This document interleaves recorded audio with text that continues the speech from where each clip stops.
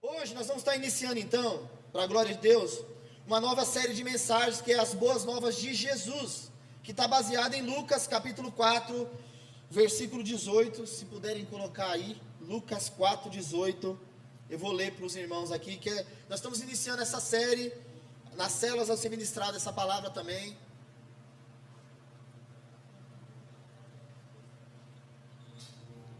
Diz assim a palavra, Lucas 4, do 18 e 19. O Espírito do Senhor está sobre mim, porque Ele me ungiu para pregar boas novas aos pobres. Ele me ungiu para proclamar liberdade aos presos e recuperação da vista aos cegos, para libertar os oprimidos e proclamar o ano da graça do Senhor. Será que a gente consegue ler juntos aqui? Vê se você consegue colocar aqui para nós. Desde o início aqui, vamos ler, eu vou contar até 3, nós vamos tentar ler juntos também, vocês podem ler aqui, ó, diz assim, 1, 2, 3, o Espírito do Senhor está sobre mim, porque Ele me ungiu para pregar boas novas aos pobres, e me enviou para proclamar liberdade aos presos, e recuperação de vista aos cegos, para libertar os oprimidos, e proclamar o ano da graça do Senhor. Glória a Deus. Irmão, nós vamos trabalhar então essa série aí, as boas novas de Jesus. O que significa boas novas? Sempre eu preciso, a Dani na quarta-feira nós tivemos o celulão aqui, e ela deu início à série, mas eu falei, olha, você deu início, porém domingo eu preciso explanar mais, abrir mais isso. Por quê? O que são as boas novas? As boas novas, no contexto bíblico, significa a palavra evangelho. Então, quando você fala evangelho, você está falando exatamente boas novas. E o que significa isso? Boas novas é boa notícia. É uma notícia onde as coisas estão difíceis, de repente alguém chega com aquilo, uma boa notícia, aquilo ali então é o evangelho. Então, como estão as pessoas do mundo? Elas estão perdidas. E nós chegamos com a boa notícia, olha, tem salvação para você, tem mudança para a tua vida. Deus, Ele pode agir na tua família, na sua casa, no seu casamento. Deus pode agir na sua saúde. Então essa é a boa notícia, a mensagem de salvação através de Jesus, demonstrando o quê? Falando o quê? Jesus morreu numa cruz, mas Ele também ressuscitou, essa é a boa notícia. E Ele ressuscitou para quê? Para que nós também, nele alcancemos essa salvação e essa ressurreição. Hoje, o tema da minha ministração hoje é boas novas em meio às más notícias. Você pode repetir comigo e falar assim, ó, boas novas em meio às más notícias. Deixa eu introduzir da seguinte maneira, você já viu assim, quando alguém vem contar uma notícia para você, é que nem agora, nós levamos nosso carro pro mecânico, né? E aí, quando você leva, normalmente a pessoa quando vai te trazer uma má notícia, às vezes ela chega e fala assim, olha, eu tenho uma boa e uma má notícia. Eu não sei você, qual que você prefere escutar primeiro? A má. Eu também sou assim. Tem alguém que prefere escutar a boa primeiro aí? Você prefere escutar a boa, depois a má? Sério? Ó, a senhora é minoria. Porque a maioria fala assim, não, pelo amor de Deus, me fala logo a má, depois você me fala a boa, não é assim? É, claro que é. A maioria fala, não, ó, eu tenho uma notícia, Robson, eu tenho uma notícia boa e uma ruim para você. Você fala, cara, me fala logo a má, minha vida já está ruim, né, assim normalmente. Ó, já estou passando por problemas, já está difícil o negócio, então me fala logo a má. E depois a pessoa fala assim, então qual é a boa? Normalmente vem uma solução, o seu carro quebrou. Mas peraí, ó, arrumei um motor ali de graça para você, glória a Deus. Então, não é mais ou menos assim? Então, quando a pessoa ela vem trazer essa notícia, normalmente a gente quer ouvir isso primeiro. Então, para que a gente possa entender as boas novas, as boas notícias do reino, eu preciso primeiro dar a má notícia para vocês. Então, hoje, eu vou fazer a primeira parte aqui, o mensageiro das más notícias. Eu preciso mostrar a realidade em que nós estamos, ou estávamos. A realidade que o mundo se encontra. Então, eu preciso primeiro trazer as más notícias. Por quê? Para que nós possamos entender as boas novas de Jesus, nós temos que estar cientes daquilo que a humanidade está passando. Estamos em guerra novamente. Na verdade, ontem, acho que mataram o ditador do Irã, se eu não estou enganado. O tempo todo é más notícias, o mundo está definhando. Então, primeiro eu vou dar a má notícia. Fala para o pessoal do seu lado assim, ó. Primeiro, a má notícia. Eu me lembro que tinha um livrinho evangelístico que era as 4 leis espirituais. E as 4 leis espirituais, ela era assim. Primeiro ela vinha e acabava com a gente. Você é pecador, você está sem Deus, aí você ficava olhando, aí depois vinha lá para a terceira lição, falava assim, mas eu tenho uma boa notícia para você. Jesus morreu na cruz e tal. E aí a gente usava esse livrinho para evangelizar na rua, né? Usava esse livrinho para evangelizar. Então deixa eu começar falando o seguinte: como que começa a destruição do mundo e como que tudo isso iniciou? Por que hoje nós vemos guerra, rumores de guerra e tanta coisa acontecendo, tanta maldade, tanta destruição, tantas pessoas fazendo mal para o próximo, né? E a nossa vida assim sendo totalmente, por que tantas doenças, tantas guerras? Quando iniciou não era assim. O homem e a mulher, eles viviam lá no Éden, na mais perfeita harmonia, irmãos. Adão e Eva viviam perfeitamente harmônicos lá no Jardim do Éden. O que acontece no Jardim do Éden que traz toda essa destruição? A entrada do pecado por causa da desobediência do homem.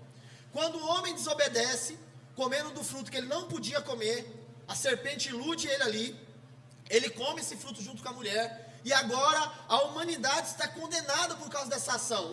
O pecado entra no mundo, eles são expulsos do jardim, e a maldição é ali, ó, a terra vai sofrer a partir de agora, por causa dessa atitude de Adão e Eva, que representa toda a humanidade. O homem e a mulher, quando eles desobedecem ali, todos nós passamos ali a conviver agora com o pecado, que destrói. A primeira má notícia então é a seguinte: o homem, ele é pecador e ele está separado de Deus. Lá em Isaías 59, o versículo 2, a parte A, diz assim: mas as vossas iniquidades fazem separação entre vocês e o seu Deus. Talvez você olhe assim e fale: peraí, pastor, isso é injusto. Adão pecou, Eva pecou, e eu estou pagando agora o pato por isso. Isso é injusto, olhando aos olhos humanos. Não, mas na verdade não é isso, irmãos, porque como eu disse, Adão e Eva representava a humanidade. Nós iríamos fazer aquilo da mesma forma, se fosse qualquer um de nós ali. E lá em Romanos 3:23 vai dizer: todos pecaram e estão destituídos da glória de Deus. Então a questão não é Adão. Nós tivemos a possibilidade, entre aspas, de não pecar, mas como nós nascemos debaixo disso, pecamos, como todo mundo. Então nós estamos separados naturalmente da glória de Deus por causa do pecado. É impossível para um homem conseguir vencer o pecado sozinho. Então essa é a primeira má notícia. Nós estamos separados, a humanidade, não adianta, ela está separada de Deus, ela está distante da presença de Deus, da glória de Deus, e eles não conseguem, nós não conseguimos por nossas forças nos redimir. A segunda má notícia é: o homem então é incapaz de fazer dentro disso escolhas corretas. Por que a humanidade caminha por onde caminha? Porque a humanidade é incapaz de fazer escolhas boas. As escolhas delas sempre vão para a morte. As pessoas descobrem um material químico para explodir uma pedra, para poder abrir um túnel e facilitar a vida de todo mundo. As pessoas pensam o seguinte: mas e se nós pegar isso aí e jogar numa cidade? Aí pega a dinamite, joga lá no meio de uma cidade, destrói uma cidade inteira. A pessoa pega uma coisa que era para ser uma cura de uma doença, transforma em droga, para destruir a humanidade. Tudo que nós vamos fazer, o homem é incapaz de fazer escolhas boas por si só. Então por isso que a humanidade caminha em direção à destruição. Essa não era a vontade de Deus. A vontade de Deus é de que o homem vivesse no Éden, no jardim, no paraíso, porque o Éden significa lugar de delícias. Então o que Deus esperava e desejava para nós? Que nós vivêssemos em perfeita harmonia em um lugar onde nós ia experimentar de verdadeiras delícias. Por que nós estamos vivendo hoje afastados da glória de Deus e caminhando por trilhos e caminhos que não agradam a Deus? Por causa do pecado. O que Deus tinha preparado para o homem no jardim era um jardim de delícias. Mas por causa do pecado, o homem agora é expulso e trilha seus próprios caminhos. Essa é a nossa realidade sem Jesus. Pastor, é assim mesmo? É, Provérbios 14, 12. Diz assim: há caminhos que para o homem parece direito, mas o fim deles é caminho de morte. São caminhos de morte. Provérbios 14, 12. Há caminhos que para o homem parece direito, mas o fim deles são caminhos de morte. Já viu as pessoas falando assim: não, mas isso aqui eu estou buscando a minha felicidade, eu só quero ser feliz. Mas está destruindo a família, está destruindo os filhos, está destruindo o casamento, está destruindo a sociedade. Não, mas eu só quero ser feliz. Em busca da felicidade, em busca de viver os seus prazeres e delícias, o homem caminha em direção à destruição. Olha a realidade que nós vivemos, e nós não estamos isentos disso, irmãos. Sem o Espírito Santo em nós, sem a presença de Jesus em nós, nós não conseguimos fazer escolhas boas. Não conseguimos. É mais fácil amar ou odiar uma pessoa? Odiar é muito mais fácil. É mais fácil nós sermos gratos ou ingratos. Irmãos, alguém pode fazer para você favor a vida inteira. 10 favores. O dia que ela pisar na bola com você, você vai tratar ela mal. Porque a ingratidão está plantada em nosso coração. Pastor, mas eu não sou assim. Se você não é assim, é porque o Espírito Santo entrou em você e Ele faz essa transformação. Aí se você consegue liberar perdão, não é pela sua natureza, é porque o Espírito Santo entrou e fez uma regeneração dentro de você. Você entendeu como que é? Então, nós, por si, não conseguimos. Nós vamos odiar os irmãos, a família. Nós não vamos conseguir, irmãos. E esse é o destino da humanidade. Ela caminha em direção a isso, a destruição, a morte. Cada vez mais. Quem gosta aí dos jornais das 6 horas da tarde, 5:30 da tarde, 6 horas, minha sogra gosta de ficar vendo os Datena da vida, agora não, os Batia, não sei o nome desses caras não agora, mudou tudo agora. Olha para você ver, a televisão chega a derramar sangue na cozinha da nossa casa, na sala da nossa casa. Você liga às 6 horas da tarde, quando você aperta o botão já começa a escorrer sangue. É pai matando filho, é filho matando pai, é pai e não sei o que, e é isso e aquilo. E você olha para aquilo, poucos minutos você fica ali na frente, você fala: meu Deus, que sociedade é essa que nós estamos vivendo? As pessoas estão preocupadas, e não que não tenha que estar preocupado, tá? Com um cavalo que estava ano passado em cima de uma telha. Olha, tá vendo? Um cavalo está sofrendo em cima da telha na inundação que teve. Tem que tirar os cavalos de lá mesmo. Mas esse ano em Juiz de Fora tem mais de 40 pessoas desaparecidas debaixo do lamaçal, e você não vê as pessoas chorando por essas 40 pessoas. Você está entendendo isso? Como a sociedade está indo por um caminho terrível de destruição. Eu sei que os irmãos não assistiram o carnaval, eu sei que os irmãos não assistiram em nome de Jesus, ninguém assistiu, mas de vez em quando passa alguma coisa e você acaba vendo lá irmãos, é cada absurdo. Pessoas tendo relação no meio da rua, no meio dos outros. Pessoas bebendo e batendo uma na outra, se matando. Foi o carnaval agora, acabou de acontecer. E nós olhamos para isso e falamos: meu Deus, nós fomos hostilizados no carnaval. Colocaram nós dentro de uma latinha de conserva, dizendo que nós somos a família conservadora, estava sendo visto como chacota. E aí, o problema é que vira tudo ao contrário. O pessoal começou a colocar a família dentro das latas de conserva, dizendo assim: nós somos conservados por Jesus, nós somos conservados pelo Espírito Santo. Realmente, porque nós somos o sal da terra. Nós somos o sal da terra. E vou te falar uma coisa: você sabe o que fazia? Você sabe por que esse mundo não é destruído e não foi destruído ainda? Porque o sal da terra está aqui.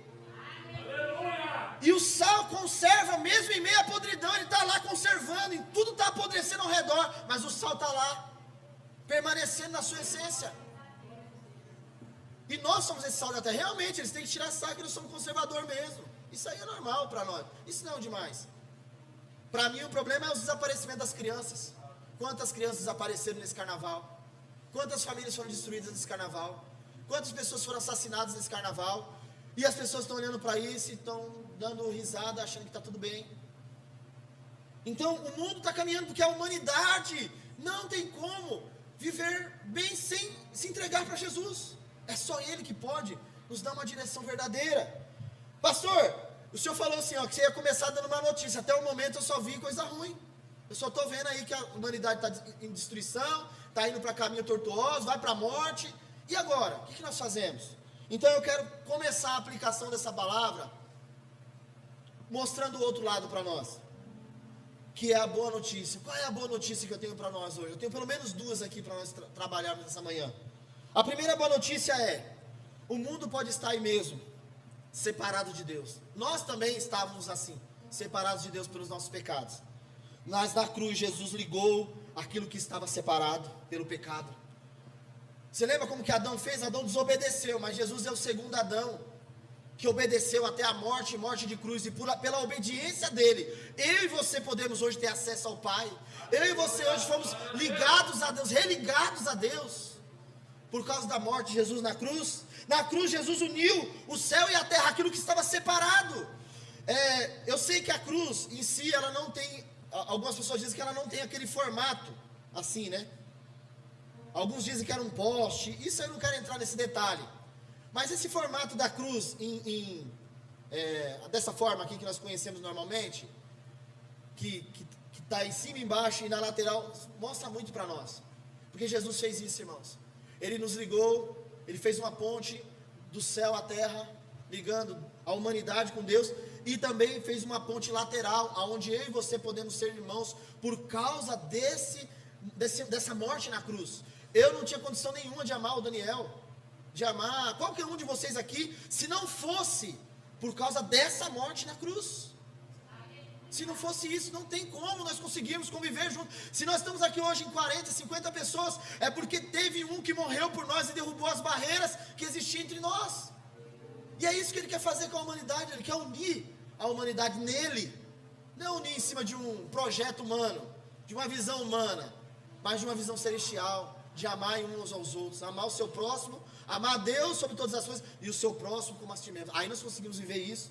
Então na cruz Jesus uniu o céu e a terra, e é através da cruz, do seu sangue, que lá em Colossenses 1,15 em diante vai dizer assim: Ele, Jesus, é a imagem do Deus invisível, o primogênito sobre toda a criação, pois nele foram criadas todas as coisas, nos céus e na terra, as visíveis e as invisíveis, sejam tronos, sejam soberanias, poderes e autoridades, todas as coisas foram criadas por Ele e para Ele. Ele, antes de todas as coisas, e nele tudo subsiste. Ele é a cabeça do corpo, que é a igreja. Jesus é a cabeça do corpo, que é a igreja. E é o princípio e o primogênito dentre os mortos, para que em tudo tenha a supremacia. Pois foi do agrado de Deus que nele habitasse toda a plenitude, e por meio dele reconciliasse consigo todas as coisas. Nós estávamos separados, mas nele nós somos reconciliados. Nele nós somos reconciliados, irmãos. Tanto as que estão na terra, quanto as que estão nos céus, estabelecendo a paz pelo sangue derramado na cruz. Quando Jesus derrama o sangue na cruz, Ele une novamente aquilo que estava separado. Olha que tremendo. Antes, vocês estavam separados de Deus. Olha como que nós vivíamos. Irmãos, eu chorei demais aqui nessa manhã. Aquilo que parecia impossível, aquilo que parecia não ter saída, eu comecei a chorar, falando: Senhor, eu não merecia isso. Eu estava indo em direção à destruição, estava destruindo minha família, eu estava acabando com a minha família. Com 16 anos de idade, Jesus entrou na minha vida, e aquilo que parecia impossível, hoje eu estou aqui diante de um povo ministrando a palavra. Meu Deus do céu, que é isso? Não, irmãos, eu estava chorando, falando: Senhor, obrigado, Senhor, eu não merecia nada disso. Então olha só, antes vocês estavam separados de Deus, na mente de vocês eram inimigos por causa do mau procedimento de vocês, mas agora Ele os reconciliou pelo corpo físico de Cristo. Quem é o corpo físico de Cristo? A igreja. Você quer estar ligado a Cristo, mas não quer estar ligado à igreja, você não conhece a verdade. Não é eu que estou falando, não. Não é eu que estou falando, é a palavra. Olha o que a palavra diz. Mas agora ele os reconciliou pelo corpo físico de Cristo. Qual é o corpo físico de Cristo? A igreja, mediante a morte, para apresentá-los diante deles santos, inculpáveis e livres de qualquer acusação. Olha o detalhe, desde que continuem alicerçados e firmes na fé, sem se afastarem da esperança do evangelho, da esperança da boa nova, que vocês ouviram e que tem sido proclamado a todos que estão debaixo do céu. E é esse evangelho, fala assim, é esse evangelho, fala assim, é essa boa notícia, pelo qual, ele vai dizer assim, pelo qual eu, Paulo, mas você pode falar, pelo qual eu, Daniel, pelo qual eu, Robson, pelo qual eu, Tiago, pelo qual eu, Maria, pelo qual eu, Gertrudes, não importa quem seja você, é por essa aqui, ó, por esse evangelho, que nós nos tornamos ministros dele. Olha só, é por isso que hoje nós podemos anunciar Jesus sem acusação, proclamar vista aos cegos, proclamar liberdade aos cativos, dizer que nós somos reconciliados com Deus. Hoje nós somos ministros desse evangelho. Irmãos, olha que privilégio, que privilégio. O ministro representa a autoridade, o rei, o presidente. Por isso que tem o ministro da justiça, o ministro da educação. Ele representa o rei, o presidente naquele local. Eu sou um ministro dele. Eu falo, aquilo que eu falo está baseado no que ele me colocou aqui para falar. E nós hoje somos chamados para ser ministros do evangelho. Ministros do evangelho. Você jovem foi chamado para ser ministro do evangelho. Isso é um privilégio, jovem. Isso é um privilégio. Não deixa o mundo te roubar. Não deixa as coisas do mundo te levar. Achar que ser TikTok é mais importante. Não. Sabe, não deixa isso te levar o teu coração não. Que dinheiro, fama. Não. Pastor, mas eu posso ter fama, posso ter dinheiro. Isso com certeza. Mas não se esqueça de quem te chamou.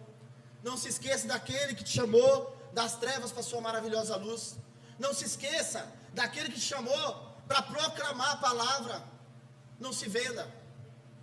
Enquanto você tiver, as pessoas começam a conquistar um pouquinho mais, começam a ganhar um pouquinho de dinheiro. Eu estava vendo um pastor falando essa semana. Ele falou assim: você quer conhecer uma pessoa? Dê duas coisas a ela. Primeiro, poder. Se der o poder para essa pessoa, você vai conhecer quem é ela. Começa a tratar mal os outros, começa a não cumprimentar, passar reto, não cumprimentar ninguém. Dê um pouquinho de poder para essa pessoa, ela já acha que ela é a última bolacha do pacote. Ele falou assim: e dinheiro? Uma coisa está ligada à outra, né? Quem tem dinheiro normalmente tem poder. Mas tem pessoas que pegou um pouquinho mais de dinheiro, obrigado, Murilo. Pegou um pouquinho mais de dinheiro, já conhece logo que mudou. Já não olha da mesma forma, já trata a família de outra forma, já trata as pessoas de outra forma. Ele estava falando assim: ó, você quer conhecer uma pessoa, dê a ela poder e dê a ela dinheiro. Aí você vai saber quem é quem, de verdade.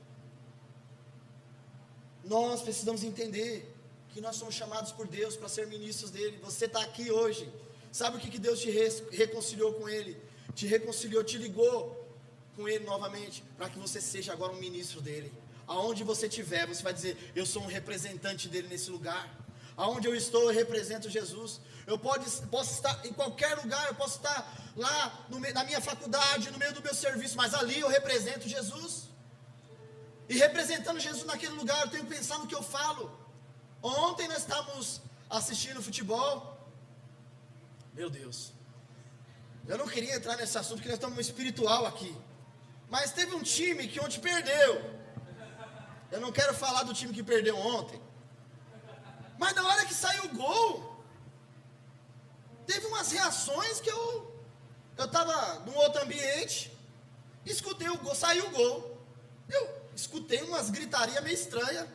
Falei: peraí, deixa eu dar uma olhada ali o que está acontecendo. Não é possível que crente está assistindo esse jogo, não. Aí fui lá dar uma olhada. Aí eu falei, não, foi coisas da minha cabeça. Sabe coisa da cabeça do pastor? O pastor não está vendo isso. Às vezes acontece isso comigo com status de irmãos, de irmã.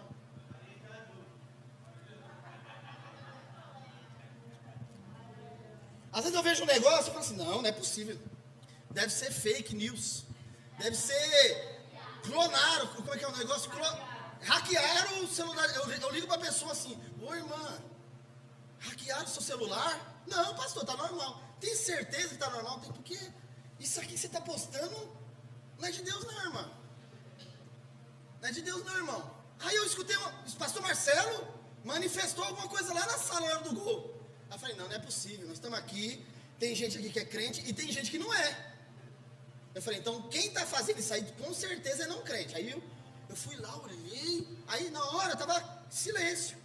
Eu falei, Deus, foi só uma ilusão minha. Não olhe não, toma conta da sua vida. Toma conta da sua vida, linguarudo. Deixa eu falar aqui, eu não falei nome ainda, nem vou falar. Mas os familiares devem conhecer. Quando saiu o gol, aí teve o replay do gol, aí teve umas coisas estranhas, Aí eu falei assim pra pessoa, ei, você tá doido? Você é crente, cara. Essa palavra que você está usando aí, não usa não. Mandando chupar uva, sabe? Chupar uva. Mandando o time do Corinthians chupar uva. Eu falei, não é possível. Não, eu falei, não. Chupa que é de uva. Sabe quase que chupa que é de uva? Eu falei, meu Deus, não é possível isso não. Aí eu olhei e falei, Aí, graças a Deus entendeu. Eu espero que tenha entendido que agora o recado está dado aqui de cima, né? Porque nós não podemos, nós somos ministros. Eu moro com a minha esposa, a Daniele, há 22 anos. Eu moro com ela, 22 anos com a minha esposa. Ela nunca escutou, nem eu, no meu mais alto nervosismo, soltar um palavrão. Quanto mais no serviço, quanto mais...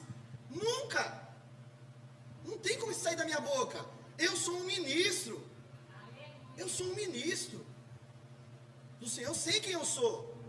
Nós somos chamados por Deus para ser ministros, representarmos Ele. O palavrão, eu falo assim, é o mínimo. Mas a gente está maltratando os outros, falando coisa que não é para falar, tratando mal os outros. Somos péssimos funcionários no emprego, esquecemos que lá nós somos ministros. Aí nós metemos atestado falso, aí nós faltamos quando a pessoa precisa, e aí, irmã, você é ministro do Evangelho. Você é ministro do Evangelho, chamado por Deus, você foi liberto para se fazer a diferença no seu serviço. Eu trabalhei 9 anos na Casa Bahia, quando trabalhava registrado. Te pergunto, quantas vezes eu faltei? Nenhuma. Eu nunca faltei. Nunca faltei. Compromisso com chegar no horário. Se eu marcava, eu tinha que estar presente. Se eu não fosse estar presente, eu justificava por algum motivo. Mas nós esquecemos que nós somos ministros do Senhor. E aí, presta atenção aqui, aí nós fazemos o quê? Nós achamos que lá no serviço é um Second Life. Tem um jogo de internet que é o Second Life. Então, você vive uma vida no videogame que você não vive na real. Então lá você vive uma outra vida. Então tem gente que acha que a igreja é assim. Eu vivo um Second Life. Aqui eu tenho uma atitude, na minha casa eu vou ter outra, no meu emprego eu vou ter outra. Não! Nós somos chamados por Deus para sermos ministros dEle. Sermos ministros do Evangelho dEle, proclamarmos Ele onde quer que nós estejamos. Então lá na escola onde você trabalha, na faculdade onde você estuda, entre os vizinhos.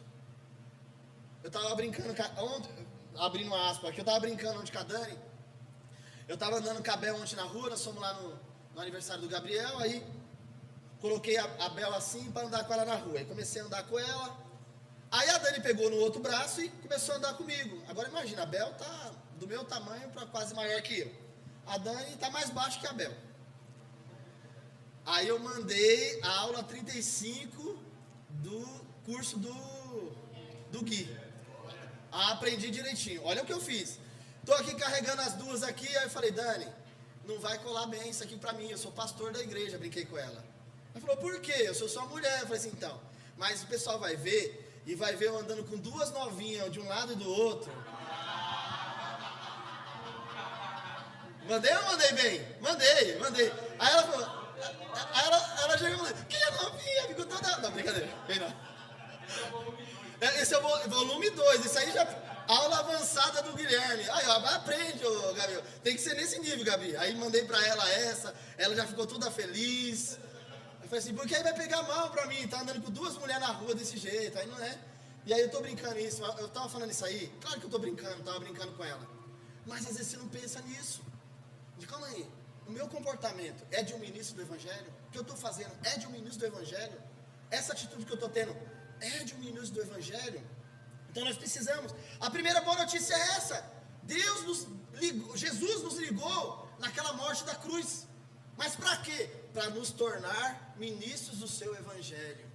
Amém? Por isso que você vai participar da sua célula lá, vai estar reabrindo a sua célula e reiniciando a sua célula novamente. E você vai estar lá debaixo da autoridade dos céus, que diz que você é um ministro do Evangelho de Deus, e que lá você vai poder proclamar a verdade do Senhor. E as pessoas que forem para a tua célula vão olhar para você e falar assim, eu estou vindo para essa célula aqui, porque eu sei que essa pessoa aqui, o que ela vive aqui, ela vive lá.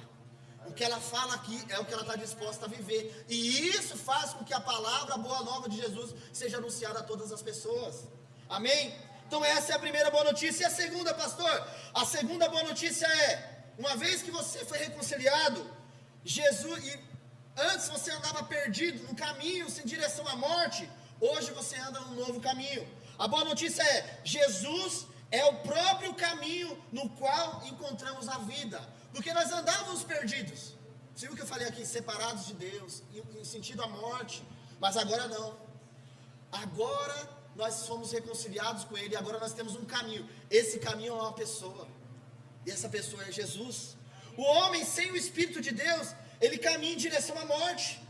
O Evangelho de João traz uma boa notícia para nós. Lá em João 14,6, dizendo, quando Jesus é questionado, Jesus, qual que é o caminho que nós devemos seguir? Jesus, no Evangelho de João 14,6, ele vai dizer assim, eu sou o caminho, eu sou a verdade, eu sou a vida, e ninguém vem ao Pai a não ser por mim.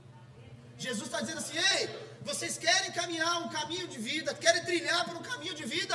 Então, andem comigo, deixem eu fazer parte da sua vida. Hoje, nós não andamos mais sem rumo, sabe, o nosso trilho está no caminho do céu. Se você recebeu Jesus, tenha paz no teu coração. Você está trilhando um caminho em direção ao céu. Sabe por quê? Porque esse caminho para nós, eu estou falando aqui espiritualmente falando, esse caminho para nós está marcado pelo sangue. Você já viu aquela história de João e Maria? Das migalhas? João e Maria, para ele encontrar o lugar lá de voltar para casa, eles deixavam as migalhas de pão, né? E aí eles voltavam, só que aí um certo dia, eu acho que um bichinho foi lá e comeu o pão e eles ficaram perdidos. Nós não estamos marcados por migalhas de pão. O próprio pão da vida caminha com a gente. Mas mais do que isso, ele marcou o caminho para o céu pelo seu próprio sangue. Você caminha espiritualmente por um caminho aberto por ele, pelo seu próprio sangue. Hebreus capítulo 10, olha, irmãos, eu tenho que voltar a ler a Bíblia. Eu tenho que voltar a ler a Bíblia mesmo. Eu estava lendo esse capítulo 10 aqui, eu falei, meu Deus, qual foi a Bíblia que eu li, que eu pulei isso aqui? Ou que eu li e eu não entendi o que estava escrito aqui. Olha o que ele vai dizer, Hebreus capítulo 10, versículo 16 em diante. Esta é a aliança que farei com eles. Depois daquele dia, diz o Senhor, porei as minhas leis em seu coração. O que Deus está fazendo com a gente aqui? Todo domingo, toda célula, todo discipulado, todo devocional, colocando as leis dele dentro do nosso coração. Aí ele fala assim, ó, porei minhas leis em seu coração e as escreverei em sua mente. Por isso que nós vivemos agora, recentemente, a série de mensagens, metanoia, mudança de mente. Ele acrescenta, dos seus pecados e iniquidades eu não me lembrarei mais. Onde esses pecados foram perdoados, não há mais necessidade de sacrifício por eles, porque Jesus já fez um sacrifício por nós. Portanto, irmãos, temos plena confiança para entrar no lugar santíssimo, pelo sangue de Jesus, Nós entramos no lugar santíssimo pelo quê? Pelo sangue de Jesus.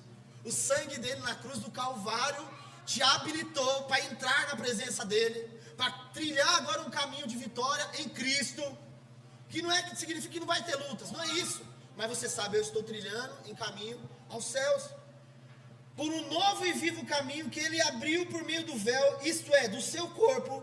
Temos, pois, um grande sacerdote sobre a casa de Deus. Assim, olha o que ele vai dizer: aproximemos de Deus com um coração sincero e com plena convicção de fé, tendo os corações aspergidos para nos purificar de uma consciência culpada e os nossos corpos lavados com água pura. Apeguemo-nos com firmeza à esperança que professamos, pois ele é fiel, aquele que prometeu é fiel. Pastor, você vai para o céu porque você é bonzinho? Não, é o contrário, é por causa do sangue dele derramado na cruz. Hoje nós vamos participar da ceia. Eu posso estar enganado, mas eu acho que eu só deixei de participar da ceia uma vez na minha vida. Eu não estava bem, e aí eu não participei. A Bíblia fala que você deve examinar, cada um examine-se a si mesmo, então participe. Nós orientamos o quê? Para participar da ceia, aqueles que foram batizados, aceitaram Jesus, óbvio, e foram batizados. Pastor, e se alguém pegar e querer tomar? A gente alerta antes, olha, a Bíblia diz que se você comer e beber de maneira indignamente, você está comendo e bebendo para a sua própria condenação. Alguém vai te proibir, vai colocar a mão na sua mão e tomar o cálice? Não, você que tem que avaliar a si mesmo. Só que sabe o que aconteceu?